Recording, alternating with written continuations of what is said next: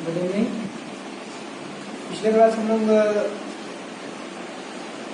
संसाधन में के रूप में लोग पढ़ रहे थे और वो हम लोग लेसन कंप्लीट भी हो चुका था। अब आज का लेसन है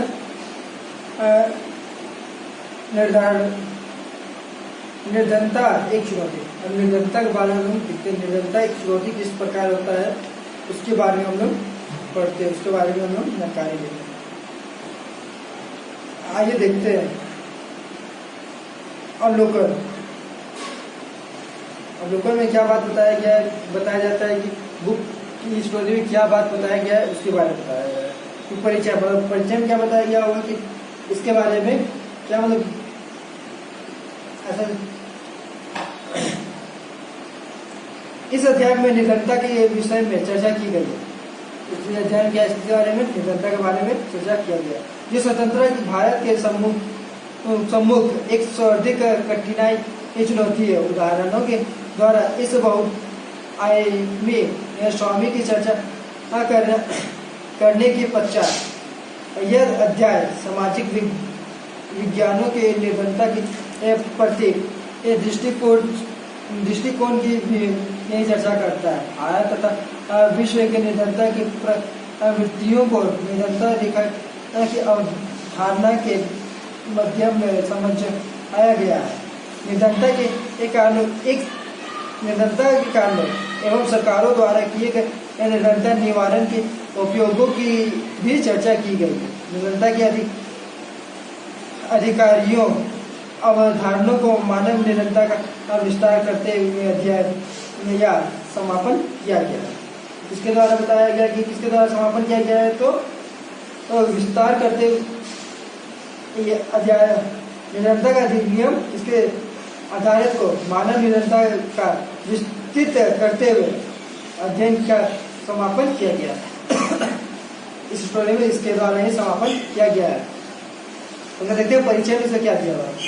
अपने दैनिक जीवन में हम अनेक ऐसे लोग के संपर्क में आते हैं जिसके बारे में हम सोचते हैं कि वे निर्धन हैं।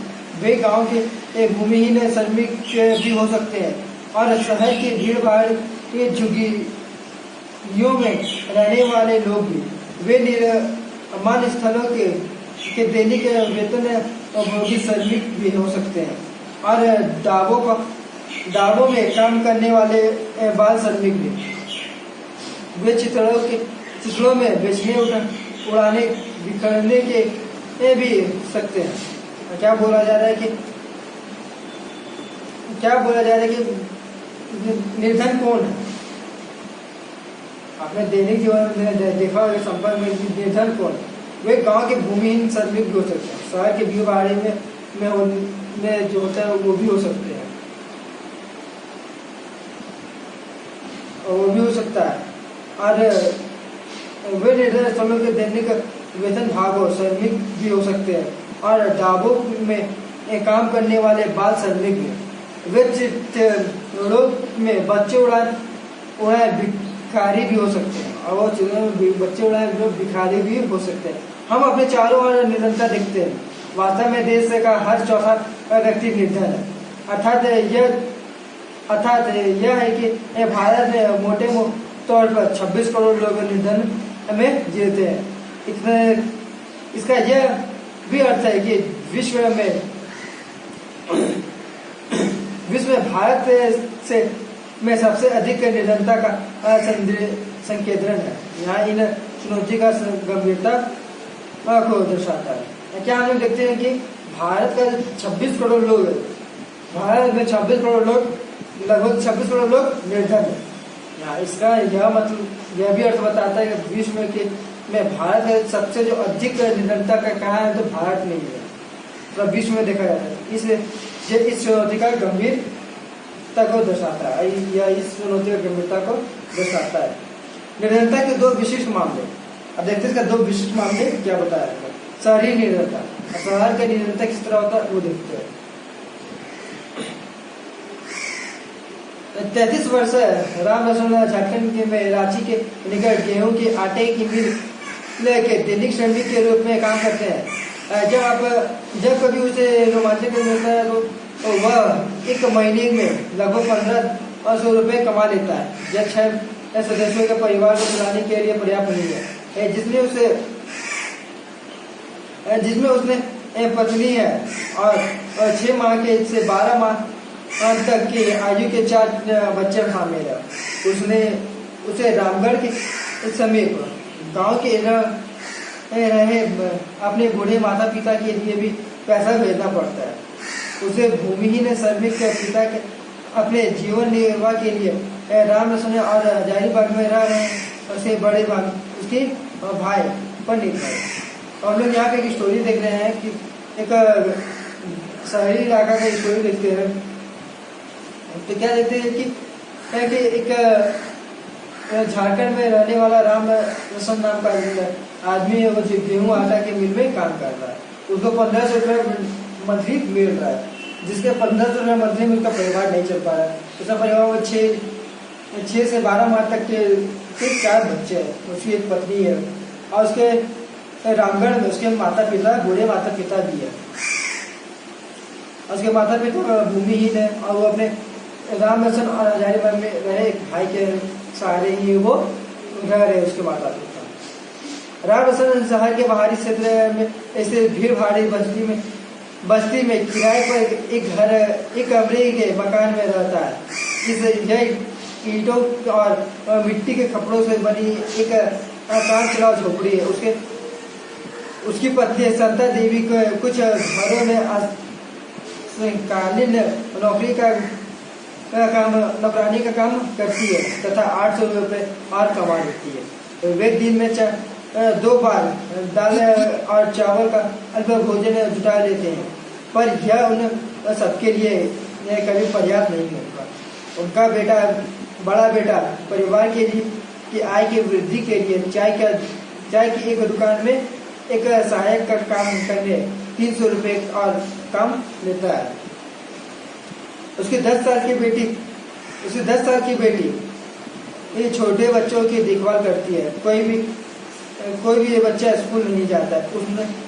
उसमें ऐसे प्रत्येक के पास 2 जोड़े फटे फूटे कपड़े नहीं है। नए कपड़े कभी खरीदे जाते हैं तब पुराने बिल्कुल पहनने योग्य नहीं रहते। जूते पहनना लासिता है। छोटे बच्चे अल्प पोषण रहते हैं। जब वे बीमार होते हैं तो उन्हें चिकित्सा की कोई सुविधा नहीं होती।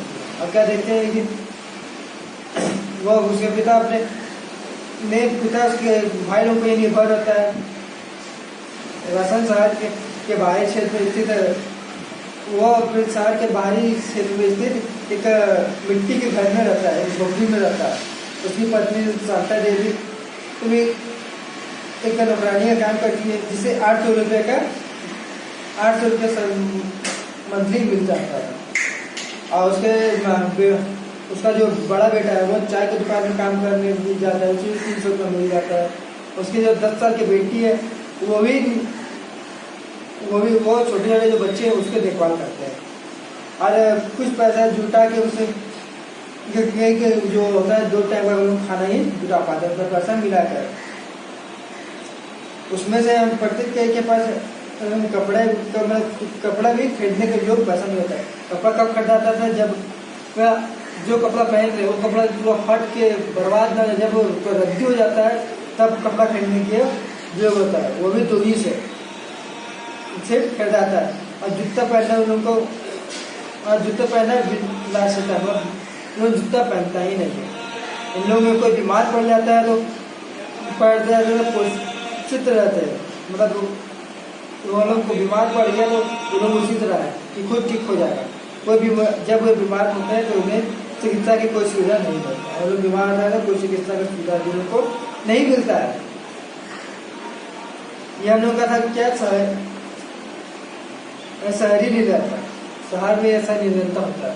हम लोग देखते हैं ग्रामीण निर्धनता। ग्रामीण में मतलब गाँव में कैसा निर्धनता होता है उसके बारे में देखते हैं। लखा सिंह उत्तर प्रदेश में मेरठ के पास एक गांव का रहने वाला है। उसके परिवार के पास कोई भूमि नहीं है, इसलिए वो बड़े किसानों के लिए छोटे मोटे काम करता है। काम नियमित होते हैं और और आय भी वैसे ही होती है। कई बार उसे पूरे दिन में मेहनत के बदले 50 रुपये ही मिलते हैं, लेकिन प्राय खेती की में पूरे दिन मेहनत करने के बाद उसे वस्तु के रूप में कुछ किलोग्राम गेहूं, दाल या थोड़ा सी सब्जी ही मिल पाती है।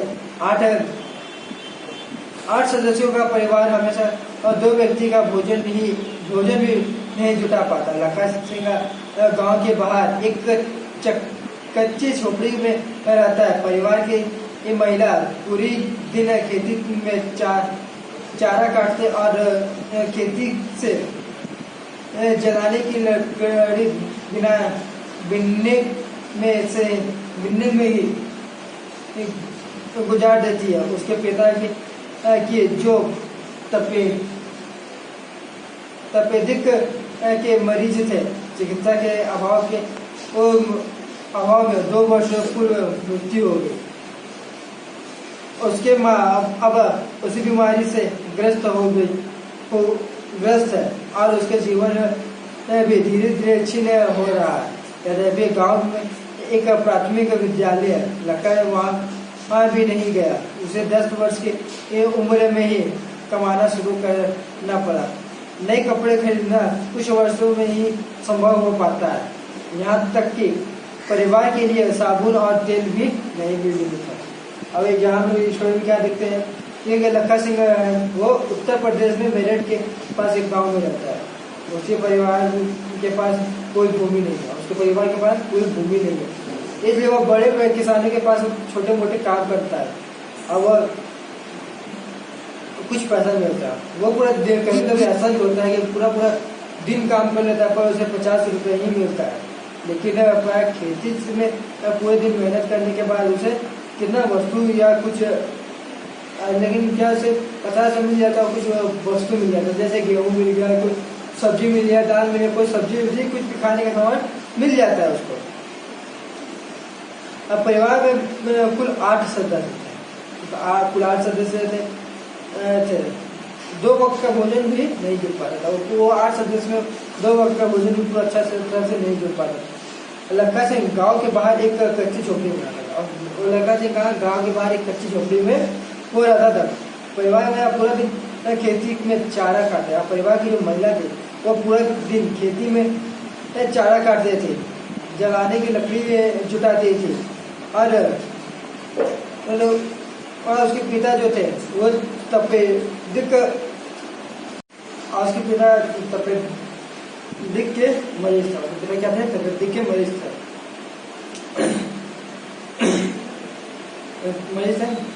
और उसके माता भी, और उसके 2 वर्ष पूर्व में उसकी मृत्यु हो गई। उसकी माँ भी अब उसी बीमारी से ग्रस्त हो रही थी। उसकी माँ भी जो थी उसकी इसी बीमारी से ग्रस्त हो रही थी और उसके जीवन का धीरे धीरे छीन हो रहा है। उसका माँ का जीवन धीरे धीरे छीन होता जाएगा।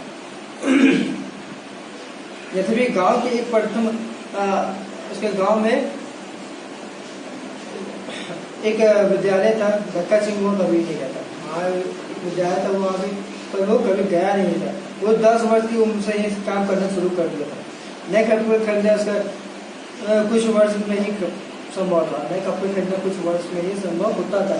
यहाँ तक कि परिवार के लिए साबुन और तेल की तक की भी सुविधा नहीं थी। और ऊपर के दोनों विशिष्ट उदाहरण निर्धनता के अनेक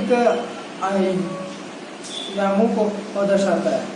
क्या बोला गया कि ऊपर के दोनों उदाहरणों अनेक आयामों को दर्शाता है। Yes sir. वे दर्शाते हैं कि निरंतर का अर्थ दुख, बीमारी और आश्रम करना होता है। यह एक ऐसी स्थिति है कि जब माता पिता अपने बच्चों को निरंतर का अर्थ स्वच्छ जल और सफाई सुविधा का अभाव भी है।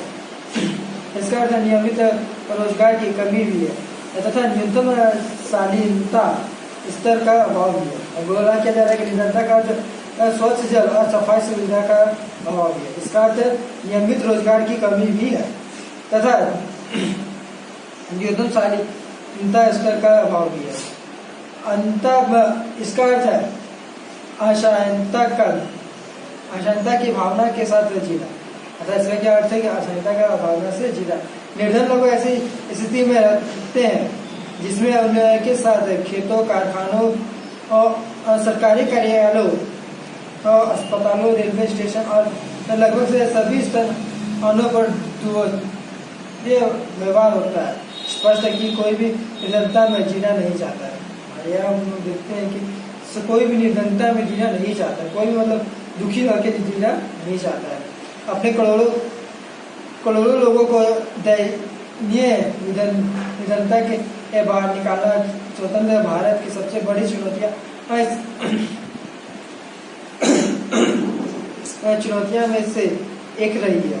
महात्मा गांधी हमेशा इस पर बल दिया करते हैं कि भारत सही अर्थों में सभी स्वतंत्र होगा, तब यहाँ का सबसे निर्धन व्यक्ति भी मान्य अवस्था में मुक्त होगा। क्या गांधी जी बोला करते हैं कि गांधी जी बोले हैं कि जब भारत सही अर्थों में स्वतंत्र होगा, सही अर्थों में स्वतंत्र होगा बोले तो मतलब जो आदमी जो यहाँ व्यक्ति है उस निर्धनता पर नहीं होगा।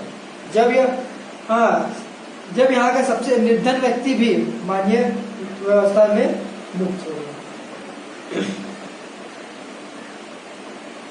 हम लोग देखते हैं सामाजिक वैज्ञानिक की दृष्टि में निर्धनता। अब हम लोग यहाँ से मेन लेसन यहाँ से हम लोग को चालू हो जाए। क्या चीज? सामाजिक वैज्ञानिक की दृष्टि से निर्धनता। चूंकि निर्धारित के अनेक पहलू है, सामाजिक वैज्ञानिक उसे अनेक सूचना के माध्यम से देखते हैं। सामाजिक प्रयोग किए जाने वाली सूचना वे है जो आय और उपयोग के स्तर से संबंधित है।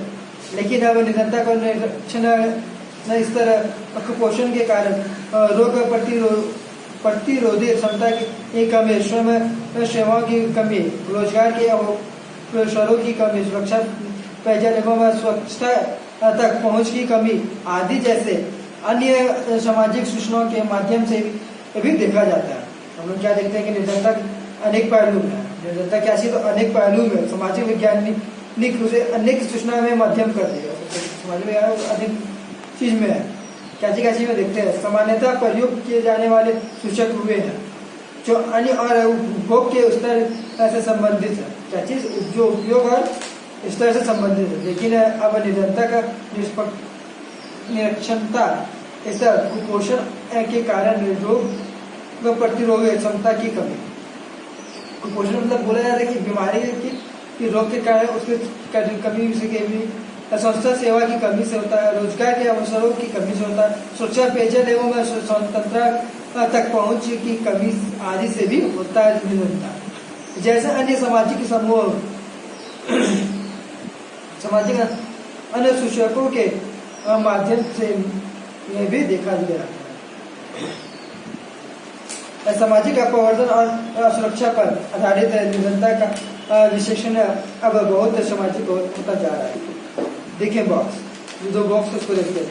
सामाजिक अपवर्तन, इस अवधारणा के अनुसार निर्धनता को इस संभव में देखा जाना चाहिए कि निर्धनता को बेहतर माहौल और अधिक अच्छे वातावरण में रहने वाले अपने लोगों के सामाजिक क्षमता के अपरिचित रहकर केवल विशिष्ट वातावरण में दूसरे निर्धनता के साथ रहना पड़ता है। हम क्या देखते हैं कि इस अवधारणा के अनुसार निर्धनता को इस संदर्भ में देखा जाना चाहिए कि निर्धनता को बेहतर महसूस किया जाए। निर्धनता को बेहतर माहौल और अच्छी वातावरण में रहने वाले संपर्क लोगों सामाजिक क्षमता और अपरिवर्तित रहकर केवल निःशुल्क वातावरण में दूसरे निर्धनता के साथ रहना चाहिए। और न समान अर्थ में सामान्य प्रवर्धन निर्धनता का एक कारण है और परिणाम दोनों हो जा सकता है। और सामान्य अर्थ में सामान्य प्रवर्धन निर्धनता का एक कारण और परिणाम दोनों हो सकता है। मोटे तौर पर यह एक प्रक्रिया है जिसके माध्यम से व्यक्ति का समूह उन सुविधा, लाभों और अवसरों पर से अपरिचित रहता है जिसका उपभोग दूसरे उनसे अधिक अच्छे तरह करते हैं। इनका एक विशिष्ट उदाहरण भारत में जाति व्यवस्था की कार्यशैली है। ऐसा एक विशिष्ट उदाहरण क्या है कि भारत में जाति व्यवस्था की कार्यशैली है। जाति व्यवस्था की कार्यशैली है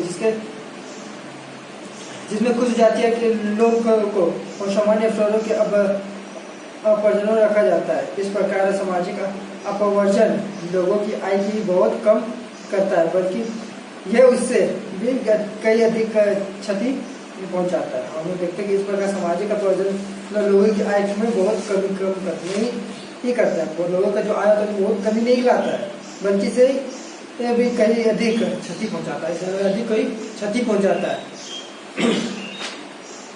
हम लोग देखते हैं असुरक्षा।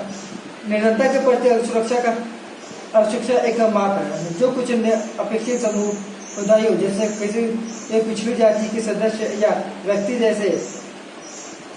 जैसे कोई विधवा या शारीरिक रूप से विकल्प व्यक्ति के भाव वर्षों के निर्धन होने या निर्धन बनने रहने के अधिक संभावना जताता है। और सुरक्षा का निरंतर परिचयों, शिक्षा, स्वास्थ्य और रोजगार के अवसरों के रूप में जीविका खोजने के लिए विविध समुदाय के पास उपलब्ध विकल्प होते हैं। और हम क्या देखते हैं कि निरंतर के प्रति शिक्षा एक माप है। निरंतर के प्रति क्या है? शिक्षा का माप है। कुछ विशेष समुदाय जैसे कि किसी पिछड़ी जाति के सदस्य हो गए या व्यक्ति जैसे किसी विविधता या शारीरिक रूप से विकल्प या कोई व्यक्ति के शारीरिक रूप से कष्ट है उसको लिए वे भावी वर्षों में निर्धन होते हैं। वो भावी वर्षों में क्या होते हैं? निर्धन होते हैं।